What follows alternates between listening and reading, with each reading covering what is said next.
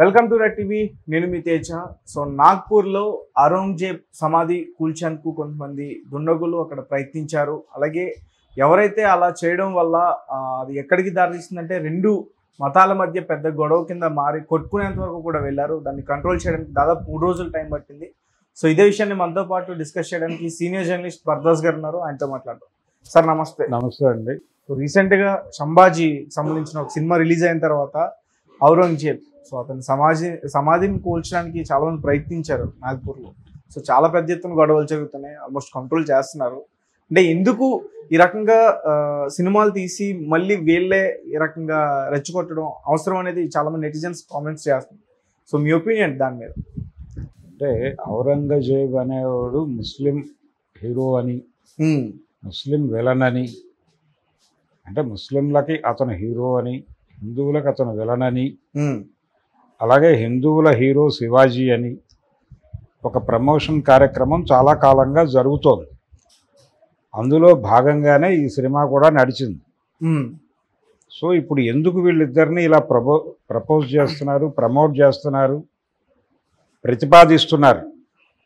హిందువుల హీరో అనగా శివాజీ, హిందువుల విలన్ ఔరంగజేబు అని ఎందుకు ప్రతిపాదన చేస్తున్నారు అంటే దీని వెనకాల ఒక ప్రోగ్రాం ఉంది. ముస్లిం సమాజాన్ని టెర్రరైజ్ చేయటం. ఈ దేశంలో మీ వలన చాలా దారుణాలు జరిగాయి.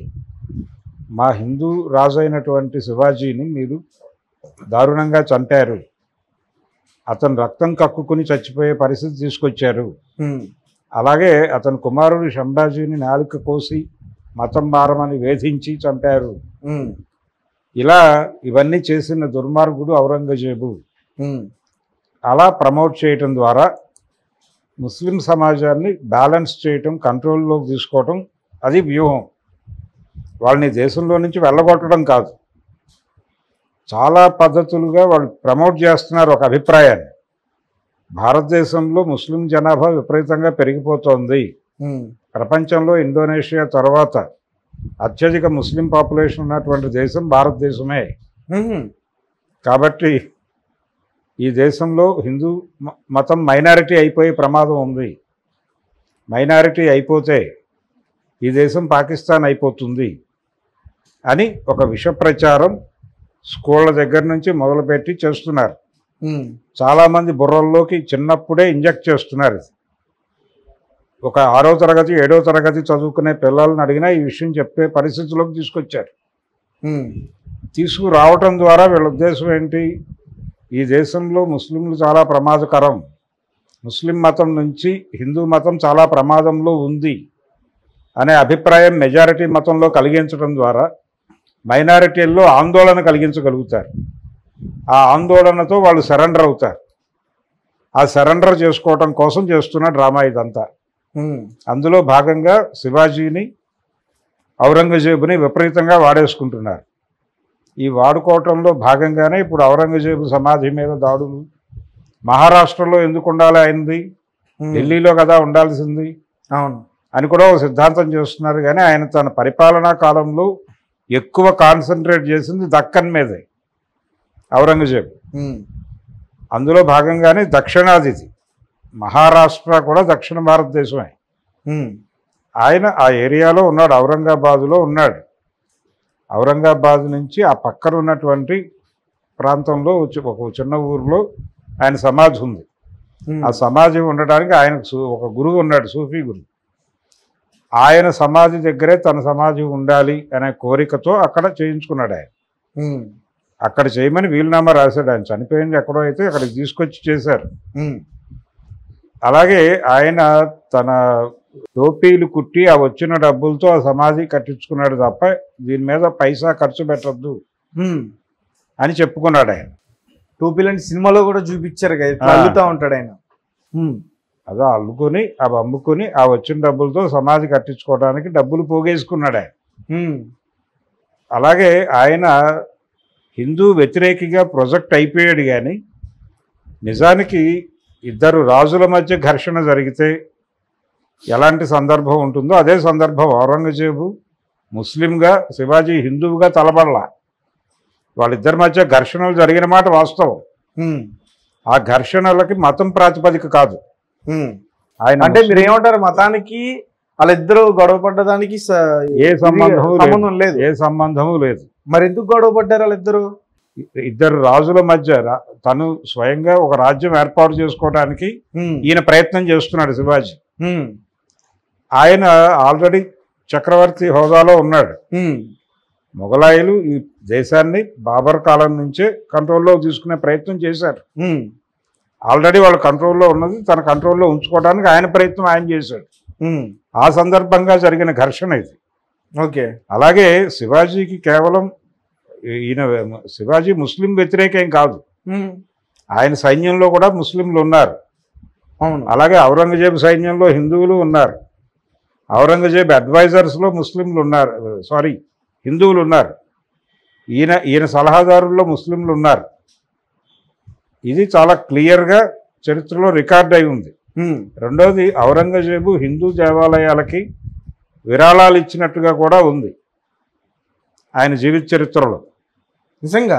నిజమే.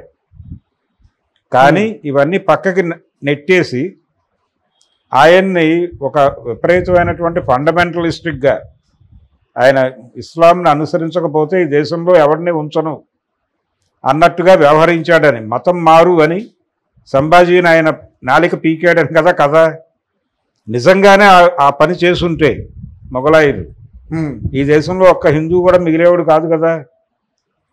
ఎందుకున్నారు? ఎందుకు మెజారిటీ మతంగా ఉంది ఈ రోజున హిందూ మతం? ఇక్కడ 1000 సంవత్సరాల ముస్లిం రూల్ జరిగింది. ఇక్కడ 1000 సంవత్సరాలు ముస్లింలు పరిపాలించినప్పుడు ఈ మొత్తం ఇస్లాంలో కన్వర్ట్ అయిపోయి ఉండాలి కదా.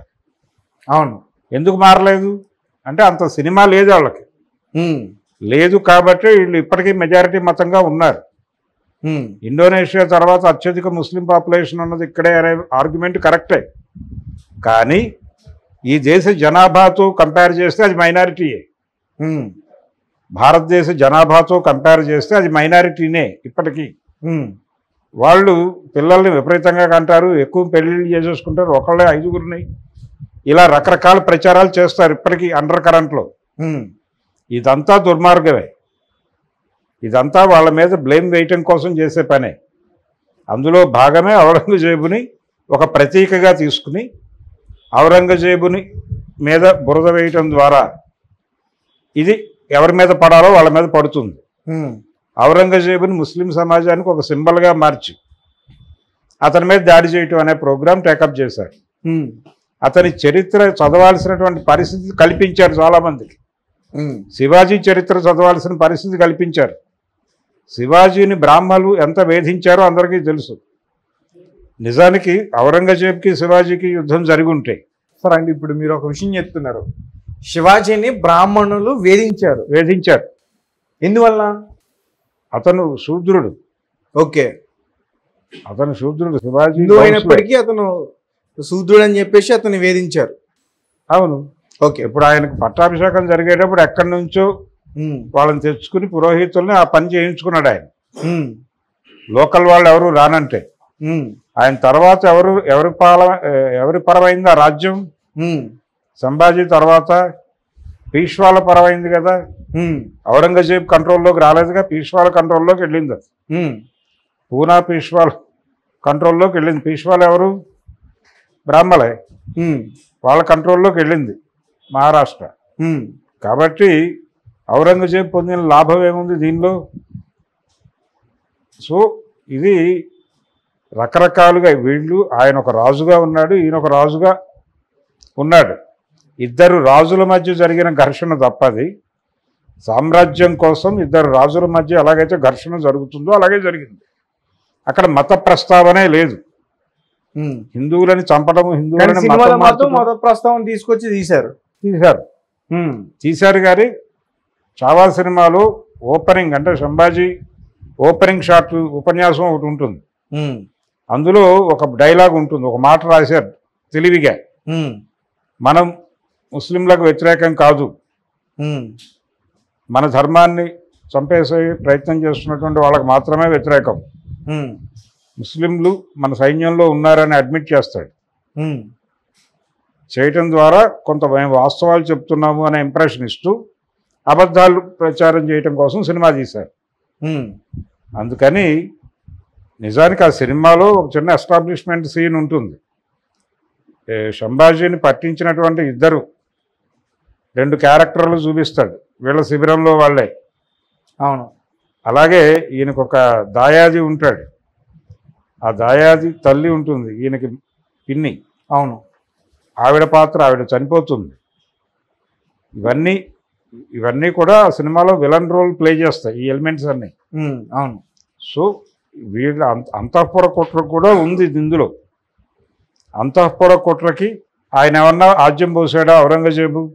అదేం కాదు కదా, వీళ్ళ మధ్య ఉన్నటువంటి పవర్ పాలిటిక్స్లో భాగంగానే జరిగింది అదంతా.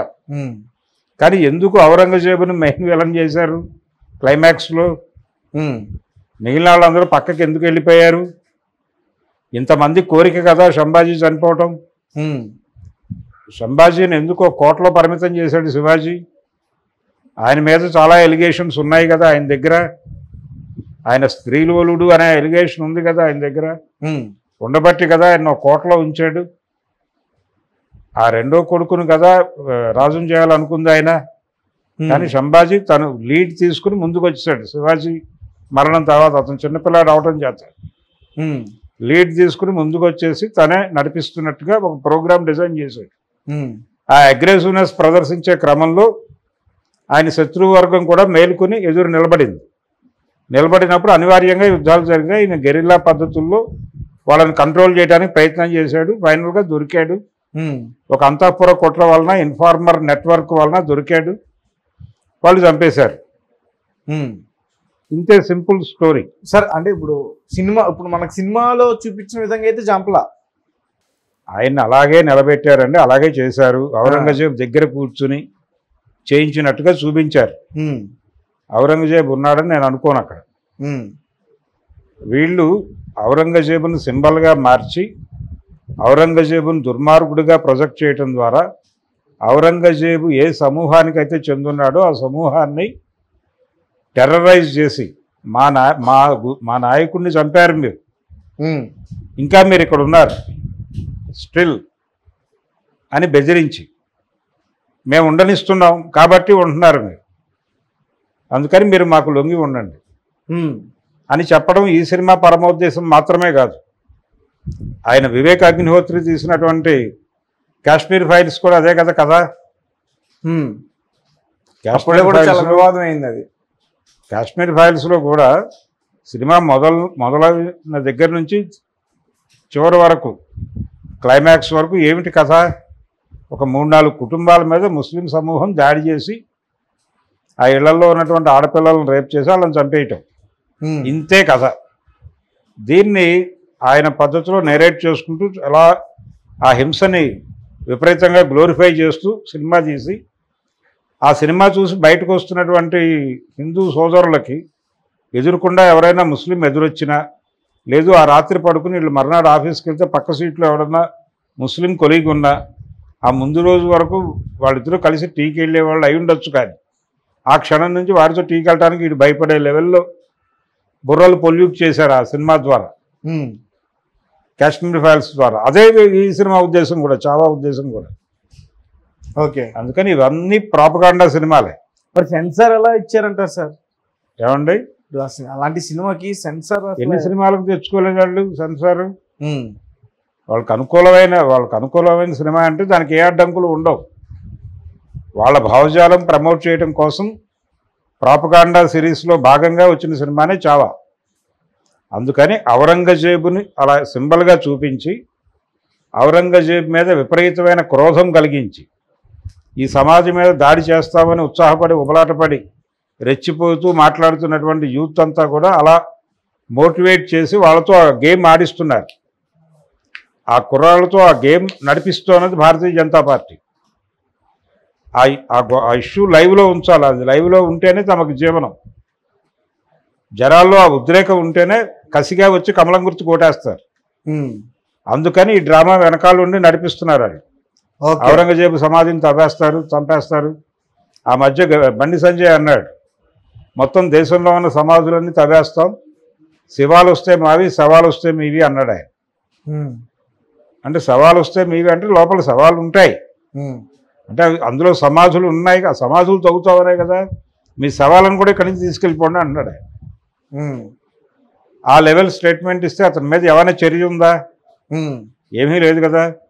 అద్భుతమైన మాట చెప్పావు గురువు అని చెప్పి అభినందించారు తప్ప. సో ఇదే ప్రపంచం. అందుకని వాళ్ళకు ఒక మోటో ఉంది. ఔరంగజేబు అనేవాడిని వాడుకుంటున్నారు వాళ్ళు. ఔరంగజేబు జీవితాన్ని వాడుకుని ఈ హిందూ సమాజం బతుకుతోంది అతని మీద. ఓకే, అతన్ని అమ్ముకుని బతుకుతున్నారు వీళ్ళు. అతన్ని చిత్ర విచిత్రాలుగా ప్రొజెక్ట్ చేసి ఔరంగజేబుని అడ్డం పెట్టి ఏదైనా చెప్పు నువ్వు చెల్లిపోతుంది ఈ దేశంలో. మరి ఔరంగజేబు గురించి ఎంత మాట్లాడుతున్నారు, శివాజీ జీవితం మీద. శివాజీ సీరియస్గా ఎప్పుడు ప్రోగ్రామింగ్లో ఆయన హిందువుగా లేడు. ఆయన ప్రోగ్రామ్, ఆయన అందరితోనూ కలుసున్నారు. ఆయన ముస్లిం అడ్వైజర్స్ ఉండేవాళ్ళు ఆయన దగ్గర, మంత్రులు, వాళ్ళ దగ్గర నుంచి సలహాలు తీసుకునేవాడు సమాజాన్ని ఎలా నడపాలో. ఆయనకి ఈ ఎజెండా లేదు. ఎంత స్థాయికి తీసుకెళ్లారంటే శివాజీని వీళ్ళు, ఈ హిందూ సంఘాల వాళ్ళు, శివాజీ అనేవాడు ఫండమెంటలిస్టు, విపరీతమైనటువంటి హిందూ ఉగ్రవాది అన్న లెవెల్కి తీసుకెళ్ళిపోయారు. అతను తీసుకెళ్ళిపోయి ఈ దేశంలో గెరిల్లా యుద్ధం ప్రారంభించిన వాడు శివాజీ. ఆయన జీవితానికి ఒక క్రెడిట్ ఉంది. గెరిల్లా వార్ఫేర్ అనేది భారతదేశానికి పరిచయం చేసిన వాడు శివాజీ. ఆ ఏరియాలో అతనికి ఉన్నటువంటి ఖ్యాతిని పొగుడుతూ మహాకవి శ్రీశ్రీ గారు మరో ప్రస్థానం కవితా సంపుటిలో ఒక కవితలో ప్రస్తావించాడు. శివాజీకి వారసుడా శ్రీశ్రీ కవితల ఆలోసుడా అని రాశాడు ఆయన. రాస్తే ఓ పక్కన జై భవానీ వీర శివాజీ నినాదాలతో గోడలు నింపుతున్నారు వీళ్ళు హిందూ మతోన్మాద సంఘాలు, రాష్ట్రీయ స్వయం సేవక్ తదితరాలు నింపుతున్న టైంలో ఆయన అలా రాశాడు, శివాజీకి వారసుడా శ్రీశ్రీ కవితల ఆలోసుడా అని. రాస్తే చల్సాన్ ప్రసాద్ లాంటి కమ్యూనిస్టు ఇది ఇబ్బంది అవుతుందేమో అని చెప్పి ఆ శివాజీని తొలగించి, శ్రీశ్రీ వెళ్ళిపోయిన తర్వాత ఆ శివాజీని తొలగించి అల్లూరికి వారసుడా శ్రీశ్రీ కవితల ఆలోసుడా అని మార్చారు. ఓకే, ఆ మార్చడం వెనకాల కుట్ర ఇది. శివాజీని వీళ్ళు సింబల్గా మార్చేశారు కాబట్టి శివాజీని వాళ్ళ దగ్గర నుంచి బయటకు లాక్కురావాలనుకోవాలి వీళ్ళు. శివాజీని వాళ్ళు కబ్జా చేశారు హిందూ సంఘాల వాళ్ళు. శివాజీని వాళ్ళ దగ్గర నుంచి విముక్తి చేయటం అనేది కదా ప్రోగ్రాం తీసుకోవాలి. అది కాకుండా భయపడిపోయి మీరు శివాజీ పేరు తొలగించి అల్లూరి పేరు పెట్టడం ఏంటి అని ఎవరూ ప్రశ్నించలేదు ఆ రోజున. కాబట్టి కమ్యూనిస్టులను కూడా టెర్రరైజ్ చేయగలిగారు ఈ హిందూ సంఘాల వాళ్ళు. ఇప్పుడు ముస్లిం సమాజాన్ని టెర్రరైజ్ చేసి సరెండర్ చేసుకోవడం కోసం ఈ సినిమాలన్నీ తీసి, చావాలంటే సినిమాలన్నీ తీసి ఔరంగజేబు సమాధి మీద దాడి చేస్తాం. మసీదులు కూల్చడం కొత్త ఏం కాదు కదా వీళ్ళకి. బాబ్రీ మసీదు కూల్చారుగా.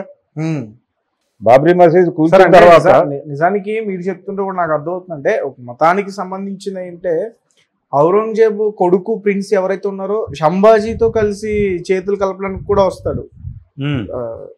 ఎవరైతే చావా అన్నారో ఔరంగజేబు మనవరాలు పరిస్థితి ఏంటి ఇప్పుడు? మనవరాలని చెప్పుకుంటున్న ఒక మహిళ ఏముంది వాళ్ళకి జీవితం?